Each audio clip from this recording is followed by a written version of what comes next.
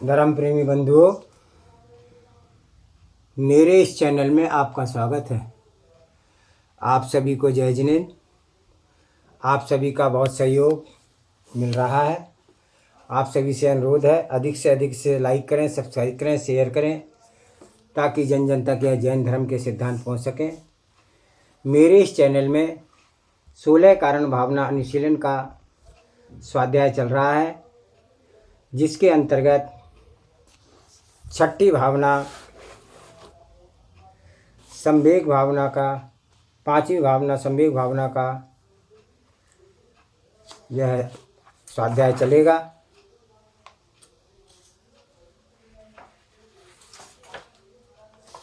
संवेग भावना के स्वाध्याय आरंभ करने से पूर्व हम सभी सर्वप्रथम पहले मंगलाचरण करते हैं।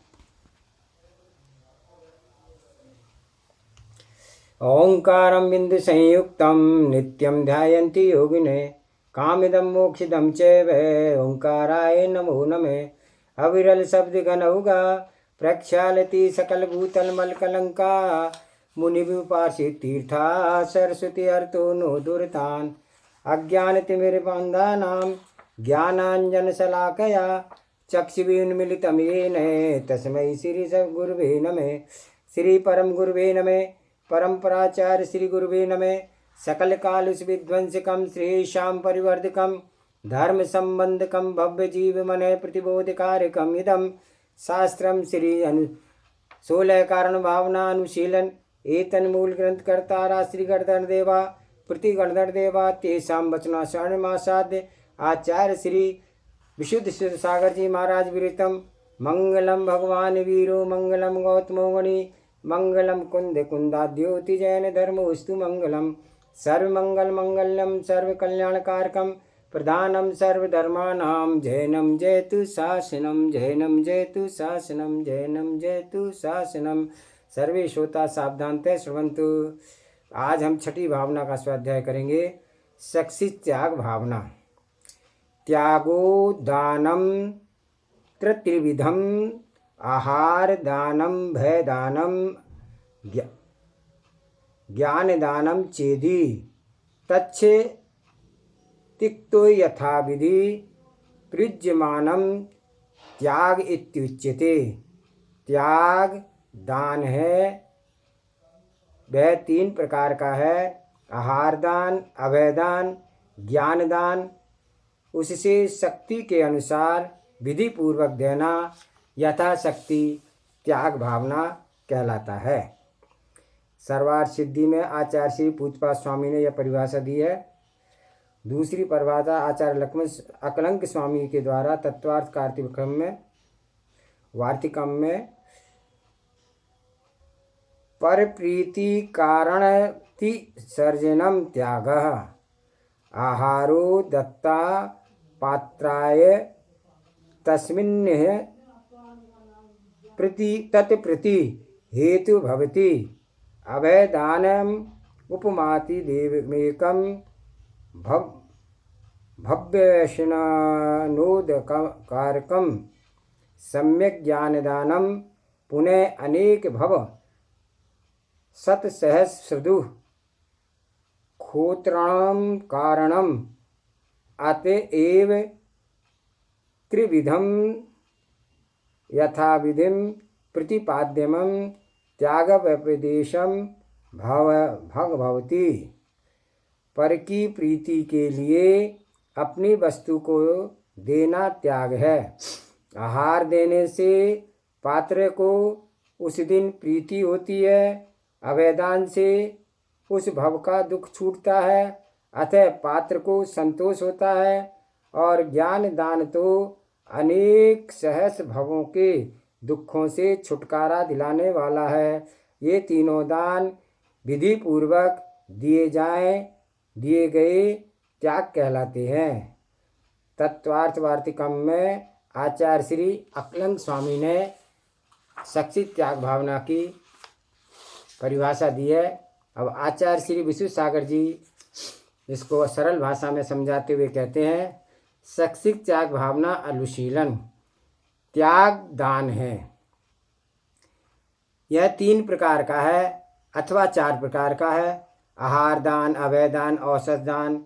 और यहाँ पर आचार्यों की यह दृष्टि रही कि संसार में सबसे बड़ा रोग क्षुधा है एवं शेष रोग भी व्यक्ति के उदर से आरंभ होते हैं। आहार ना मिले तो पीड़ा अल्प मिले, फिर भी कष्ट कुपोषण का अधिक मिलता तो उदर विकार एवं आहार का व्यक्ति के रोग एवं निरोग से विशेष संबंध रहता है। जब क्षुधा का रोग कहा तब आहार क्षुधा रोग के निवारण के लिए यह श्रेष्ठ औषधि है। इसलिए आचार्य पूतपाद स्वामी ने 3 ही दान के लिए भेद दिए गए हैं। आहार दान में औषध दान गर्भित ही हो जाता है। यहाँ पर 4 प्रकार के दान का वर्णन है, वहाँ पर औषध दान को स्वतंत्र रूप से ग्रहण किया है। इस प्रकार से चारों प्रकार के दान स्वशक्ति के अनुसार विधि पूर्वक देना यथाशक्ति त्याग है। गृहस्थ की अपेक्षा त्याग की व्याख्या करते समय इस बात का श्रावक ध्यान रखे कि त्याग दान जो है वह धर्म है। धर्म स्वयं होता है, धर्म पर नहीं होता। पर से कराया गया स्वधर्म संज्ञा को प्राप्त नहीं होता। भूतार्थ धर्म के मर्म को जानने वाले भव्य जीव विवेक पूर्वक धर्मानुष्ठान करते हैं। विवेकहीन क्रिया, आस्थाहीन क्रिया फलवती नहीं होती है। जो दान दिया जाता है वह स्वद्रव्य का देना चाहिए। पर द्रव्य का दान देना संज्ञा को प्राप्त नहीं होता है। यदि पुत्र व पुत्री स्वयं धन कमाते हैं तो उन्हें अपने अर्जित द्रव्य का ही दान करना अनिवार्य है। माता पिता के अर्जित द्रव्य का दान पुत्र पुत्री का दान नहीं कहलाएगा। पर की भूली रखी अथवा पड़ी मार्ग में पड़ी वस्तु का यदि व्यक्ति दान करता है तो वह दान नहीं कहलाएगा, वह चोरी के कोष से दूषित द्रव्य है। स्वयं संपत्ति का दान देना होता है, पर वस्तु का दान नहीं होता है। किसी भी चौके में जाकर के श्रावक की वस्तु को पात्र को देना यह निजोपदेश नहीं है, यह जिनोपदेश नहीं है। जिनोपदेश तो यह है कि स्वयं के द्वारा सम्यक रीति से अर्जित द्रव्य पर स्वयं पर उपकार हेतु त्याग करना सत्पात्रों के लिए वह दान है। जो प्रमाद असंयम की वृद्धि करने वाला ना हो, जो द्रव्य स्वाध्याय सुतप में वृद्धि का कारण बने, वही 3 प्रकार के पात्रों के लिए देना चाहिए। यथा योग नवदा भक्ति पूर्वक विधि द्रव्य पात्र की विशेषता से दान में विशेषता आती है। विधि सहित जो दाता विधि पूर्वक द्रव्य क्षेत्र काल भाव की मर्यादा का ध्यान रखता है वह पात्र की साधना में विशेष उपकारी होता है। दान देना लेना दोनों विज्ञान है। दाता के अंदर 7 गुणों का होना अनिवार्य है। श्रद्धा, भक्ति, तुष्टि, अलुब्धता, विज्ञान, सत्व, क्षमा। श्रद्धा दाता का आस्थावान होना आवश्यक है। बिना आस्था के दिया गया दान व्यर्थ है, फलहीन होता है। द्रव्य कितना ही लगाए, दाता मान प्रतिष्ठा के उद्देश्य से तंत्र मंत्र विद्या धनादि लौकिक उद्देश्य से अंतःकरण में रख करके अंतरंग विशुद्धि से रिक्त होकर के अथवा नगर में पात्र विराजे हैं। इसलिए सामाजिक व्यवस्था का लक्ष्य रख करके दाता उन उत्तम पात्रों को भी क्यों न दे, परंतु परमार्थ फल की प्राप्ति वह नहीं कर सकेगा। पात्र के प्रति श्रद्धा होना अनिवार्य है, वही मोक्ष मार्गी है।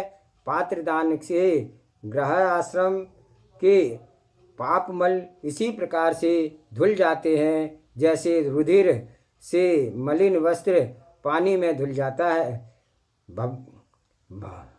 भविष्य के सिद्ध परमात्मा के रूप में पात्रों को देखो तो तीव्र आस्था होगी। विश्वास से तीव्र विशुद्धि की वृद्धि होती है। जगती पर अनर्गवान वस्तु है तो वह है विशुद्धि स्थान, जिस पर संपूर्ण मोक्ष प्रसाद टिका हुआ है। विशुद्धि के अभाव में जीव मोक्ष मार्ग में एक कदम भी आगे नहीं चल सकता है। जो भी दान पूजा आदि अनुष्ठान है वे पात्र स्वयं आत्म विशुद्धि के निमित्त ही किए गए हैं, ऐसा आगम वचन है। इसलिए श्रद्धा पूर्वक पात्रों को दान देना चाहिए। श्रावक के द्वारा प्रदत्त त्याग की दान से त्यागी जन अपनी आत्म साधना को प्रशस्त करते हैं, तो दाता के द्वारा दिए गए आहार से साधक अपनी निर्मल साधना हेतु प्राणों और स्वस्थ शरीर को धारण करता है, जिससे निर्वाण मार्ग की उपलब्धि होती है। श्रावक को जैसा प्रबल पुण्य है, अहो तेरे एक ग्रास से निर्गंत को अरहंत सिद्ध पद की प्राप्ति होती है। श्रावक के द्वारा प्रदत्त आहार साधुओं को मोक्ष की साधना बनाता है। स्वीकार करना चाहिए कि श्रावक के द्वारा तपे धनों को निर्दोष साधना का साध्य मोक्ष पद प्रदान कराया गया है। श्रावक के द्वारा प्रदत्त भोजन के द्वारा साधक आत्मा की दृढ़ साधना से सिद्धि को प्राप्त होता है। जो दाता दान पर आस्था रखता है वह मोक्ष मार्ग और मार्ग के फल पर भी आस्था रखता है। उपाय के अभाव में उपेय की अप्राप्ति आगम एवं लोक प्रसिद्ध है। उत्तम, मध्यम, जघन तीनों ही प्रकार के सत्पात्रों के प्रति श्रद्धान करना सम्यक दृष्टि का लक्षण है। भक्ति, श्रावक का दूसरा गुण है भक्ति। सद श्रावक के लिए वीतराग मार्गी सदपात्रों के प्रति वक्रवृत्ति रहित माया भाव से शून्य होकर के भक्ति पूर्वक 4 प्रकार का दान देना चाहिए।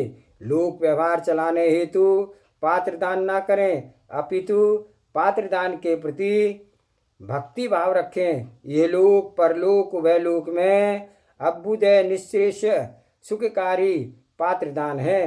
पात्रों के गुणों में अनुराग पूर्वक दान देना भक्ति है। आचार्य प्रवत पूज्यपाद स्वामी भक्ति की परिभाषा करते हुए कहते हैं, पूज्य पुरुषों के गुणों में जो अनुराग है वह भक्ति है।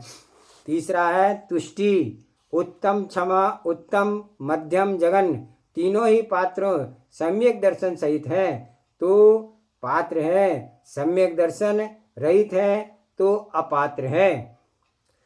इसी तरह से परीक्षा करके चर्या कराएं, यही आगम वचन है। सम्यक विराधक पात्र संज्ञा को प्राप्त नहीं होता है। पंच शून्यों से शून्य सत्यार्थ वीतराग मार्ग के पोषक पात्रों को प्राप्त करके हर्षित होकर के संतुष्ट होना चाहिए।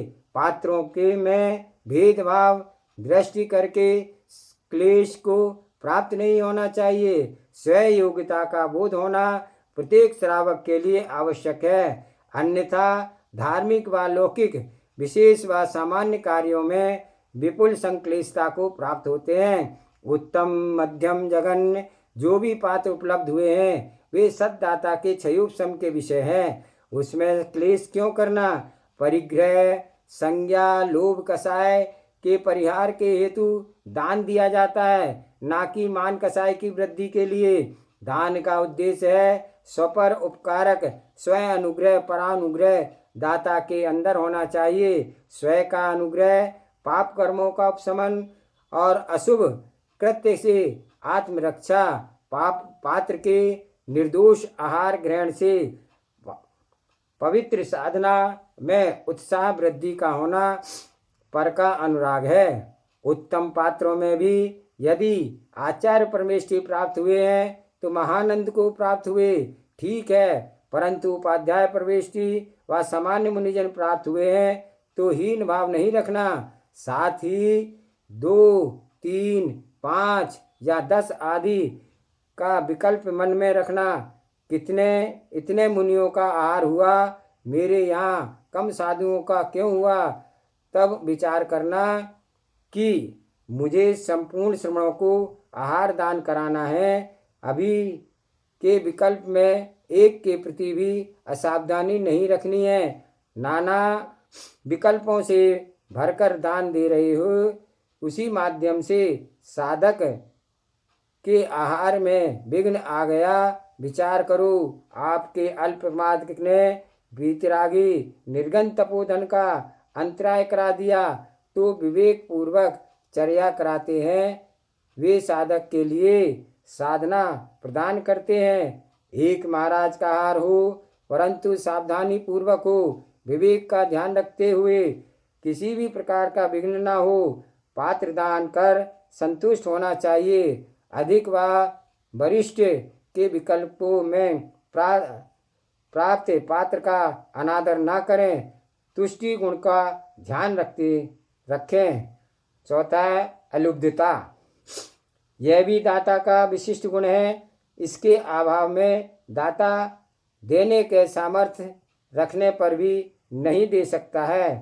द्रव्य नष्ट हो सकता है, राजा छीन कर सकता है, चोर डाकू लूट सकते हैं, अग्नि पानी धन आदि द्रव्य नष्ट हो सकते हैं, परंतु लोभी प्राणी के द्वारा सदपात्रों को दान नहीं दिया जा सकता। कृपण का धन दान में दिलाना भुजंग की मणि को जीवित जागृत अवस्था को प्राप्त करना है। निशास्त्रों में निशस्त्र हाथों से जीवित सिंह की मूछ लाना, जीवित शीलवती नारी के शील को भंग करना असंभव है। उसी प्रकार से लोभी व्यक्ति के द्रव्य का सदपात्रों के लिए दान में लगाना अत्यंत कठिन कार्य है। सदपात्र तथा 7 परम स्थानों में दान करने के भाव भव्य प्राणियों के ही होते हैं, जिनका भव संसार अल्प है। ऐसे आसन्न भव जीव अपने द्रव्य का सदुपयोग कर पाते हैं। ऐसा जिनोपदेश है। दीर्घ संसारी जीव 5 पापों से ही द्रव्य का अर्जन करके पापानुबंधी पुण्य को और पापों में लगाते हैं। इंद्रिय भोग, कसाय की पुष्टि, धनादि द्रव्य का व्यय करने वाले दीर्घ संसारी जीवों की संख्या लोक में सर्वाधिक है। परिग्रह संग्रह के परिणामों से भरा लोक सम्यक मार्ग का चिंतन कहाँ करता है। विरले ही जीव हैं जिन्हें तत्वबोध है। वे पुण्य से प्राप्त द्रव्य को पाप क्षय हेतु पुण्य कार्यों में व्यय करते हैं। सत्यार्थ धर्मार्थ धर्मायतनों में लगाते हैं। अन्यथा अशुभ उपयोगी जीव लोक रंजन में ही समय और धन लगाते हैं। जीव की अज्ञता पर तो विचार करो। धन अर्जन में पाप करे, फिर धन व्यय करने में पाप करे। निर्गंत वीतरागी श्रमणों के लिए शास्त्र आहार अभय औषध तथा सवस्त्र त्यागियों के लिए वस्त्र दान में अज्ञ प्राणी विकल्प करता है। कितना धन कैसे व्यय करे? अहो आश्चर्य! सप्त वैष्णव के साधनों में 5 इंद्रियों के सुख साधनों में जो व्यय जीव कर रहा है, वह इस पर कोई विचार नहीं करता। यह अशुभ बंध की ही प्रभाव है। नरक आदि अशुभ आयु बंध जीवों के प्रशस्त कार्य हेतु भाव नहीं होते हैं। वे अशुभ कार्य के लिए उत्साहित होते हैं। श्रेष्ठ आज कार्य के लिए प्रमाद को प्राप्त होते हैं। जो जीव प्रशस्त आयु का बंध कर चुके हैं अथवा करने वाले हैं, ऐसे जीव श्रेष्ठ कार्य करने में उत्साहित होते हैं। निर्गंत मार्ग पर चलना अथवा निर्गंत मार्ग पर चलने वालों के प्रति श्रद्धा भाव रखना दुर्गति के बंधकों को बस की बात नहीं है। स्वयोग्यता भविष्य की गति को देखना तो वर्तमान के स्व परिणामों का अध्ययन करते रहना चाहिए। वर्तमान के भाव ही भविष्य की पर्याय के निमित्त करता है। अन्य कोई भी परभाव निज भाव को बनाने वाले नहीं है। निज की भावी पर्याय को श्रेष्ठ उत्कर्ष बनाने के भाव यदि हैं तो वर्तमान में स्वयं मन वचन काय को प्रशस्त बनाओ, लोभ वृत्ति को नियंत्रित करो, पात्र दान दे करके स्व कल्याण स्व पर कल्याण के भावों को अर्जित रखो, जीवित रखो। बिना भावों के विशुद्धि के निर्लोभ भाव जागृत नहीं होता है। निर्लोभ भावों के उत्पन्न हुए बिना पात्र दान जीव कर नहीं सकता है, और पात्र दान बिना सम्यक वृत्ति का बोध नहीं हो सकता है। धरती के देवता सच्चे निर्गंथ पानी पात्र में एक स्थान पर खड़े होकर के अल्पहारी साधुओं को लोभ का परित्याग करके आहार, औषध, अभय और ज्ञान का दान देना चाहिए।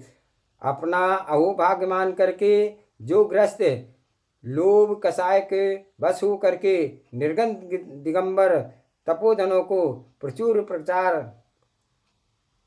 तपोवनों को चतु प्रकार का दान नहीं करता है, वह दीर्घ संसारी हिंसक है। यहाँ पर जिज्ञासा हो सकती है कि किसी के द्रव्य भाव प्राणों का वियोग किए बिना हिंसा कैसे। उसका समाधान यह समझो कि जो व्यक्ति दान नहीं करना चाहता है उसका कारण क्या है। लोभ कषाय परिग्रह संज्ञा।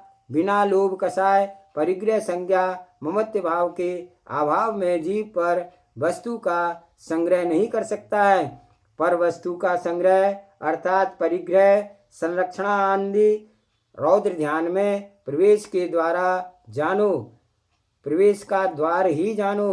रौद्र ध्यान लोभ कषाय परिग्रह संज्ञा में लिप्त जीव क्या स्व आत्मा का घात नहीं कर रहा है, अपितु कर ही रहा है। जिससे कि स्व आत्मा का घात हो रहा है वहाँ अहिंसा धर्म कहाँ है। अहिंसा धर्म अकषाय भाव में है, ममत्व के अभाव में है। जो दान देता है उसका परिग्रह संज्ञा लोभ कषाय ममत्व परिणाम मंद हुए हैं। भेद विज्ञान अभेद का विवेक का बोध हुआ है, इसलिए अहिंसा रूपी परिणति है। दान दाता की यह बात स्पष्ट हुई। साथ ही ममत्व भाव पर भाव जिसका समाप्त हुआ है हो रहा है वही भाव अहिंसा रूप है, जबकि लोभ परिणाम हिंसा का भाव है। उत्तम मध्यम जगन तीनों ही पात्रों को यथा योग श्रेष्ठ स्वद्रव्य का दान श्रावक करे इस भाव से कि अहो भाग मेरा कि जो मेरे लोभ कषाय का नाश करने के निमित्त हैं। ऐसे पात्रों की मुझे उपलब्धि हुई है। द्रव्य का क्षय स्वयं ही हो जाता है। पुण्य के क्षय होने पर पूर्व ही अवसर प्राप्त हुआ है कि धरती के देवता निर्गंत वीतरागी श्रवण आज की प्राप्ति हुई है।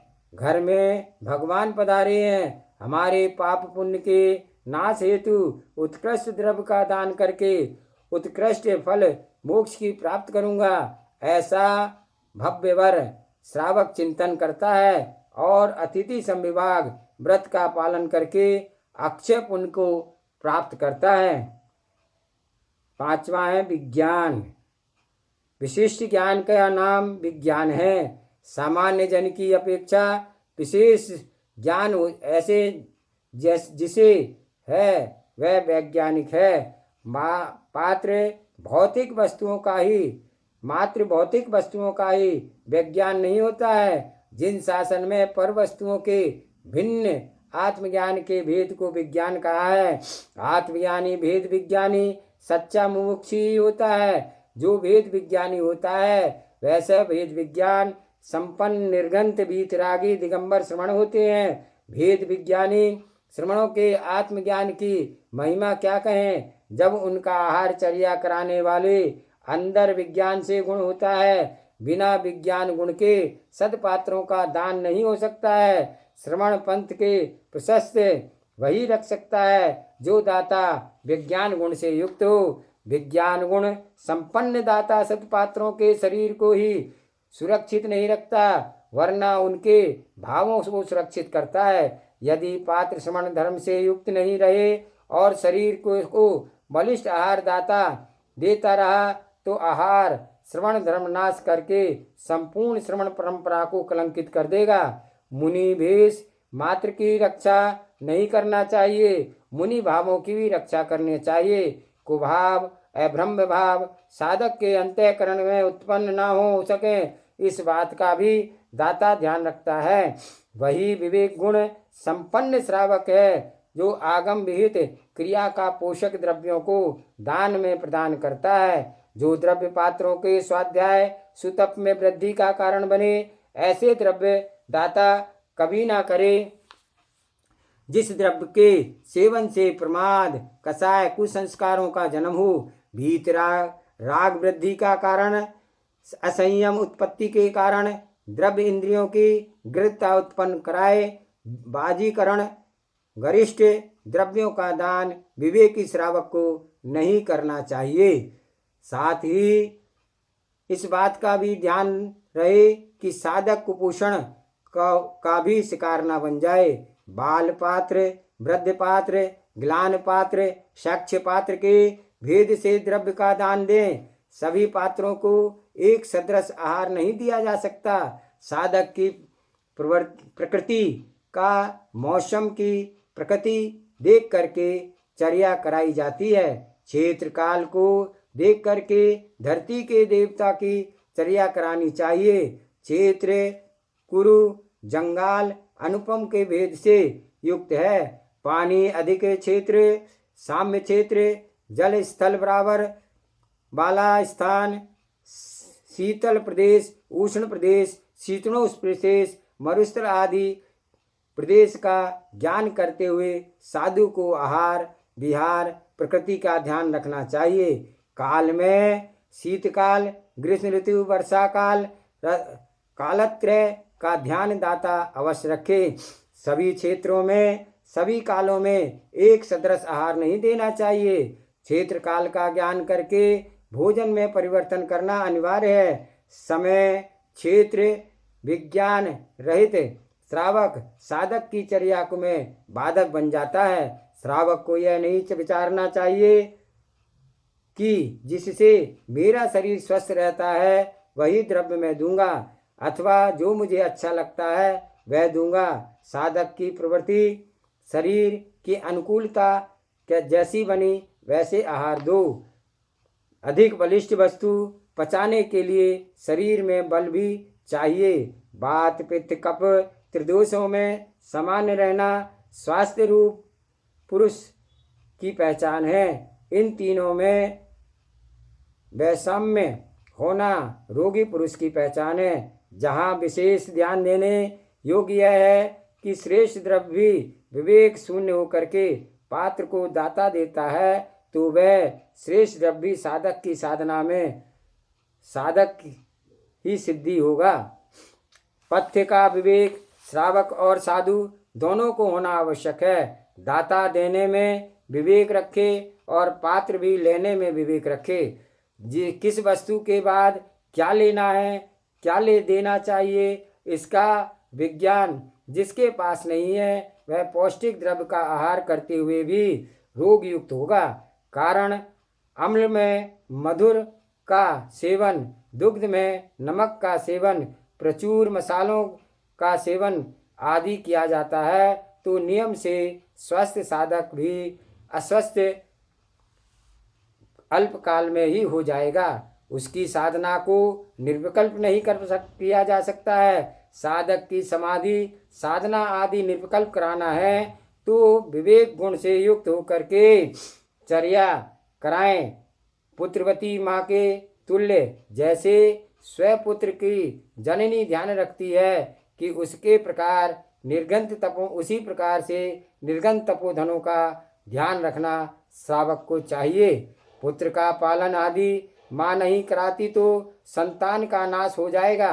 संतान नाश से कुल परंपरा का वंश का भी नाश हो जाएगा। जो नारी संतान रक्षा शून्य है वह स्वकुल की शत्रु है। उसी प्रकार से श्रावक धर्म का पालन करते हुए यति धर्म का पालन करता है तो वह भव्यवर श्रावक वह सनातन श्रवण धर्म की रक्षा कर रहा है। श्रवण की रक्षा से श्रवण धर्म संस्कृति की रक्षा है। यदि श्रवण मुनियों की रक्षा नहीं की गई तो जिन श्रवण का लोप हो जाएगा। जहाँ श्रवण धर्म का लोप हुआ वहाँ श्रावक का लोप स्वतः ही हो जाएगा। जिन शासन रक्षक साधकों को चाहिए कि अर्हत शासन की रक्षा हेतु सत्पात्रों को विवेक पूर्वक आहार दान कर स्वपर का हित करें। विधि द्रव्य दाता पात्र की विशेषता से दान विशेषता आती है, वैसे ही पुण्य की विशेषता होती है। पुण्याश्रव मात्र ही नहीं होता है अपितु पुण्य संचित अशुभ कर्मों की निर्जरा भी होती है और वर्तमान में अशुभ कर्मों का संवर भी होता है। जो भी माया भाव से शून्य भोगाकांक्षा से रिक्त पुण्य जीव करता है वह शुभ उपयोग की प्रवृत्ति अशुभ उपयोग की संवर कराती है। तत्वज्ञानी जीव तो तत्वोपदेश आगम ग्रंथों का तल स्पर्शी बोध करके ही कराना चाहिए। एकांत दृष्टि नहीं नए के उपयोग से प्रेरणा करना प्ररूपणा करना चाहिए।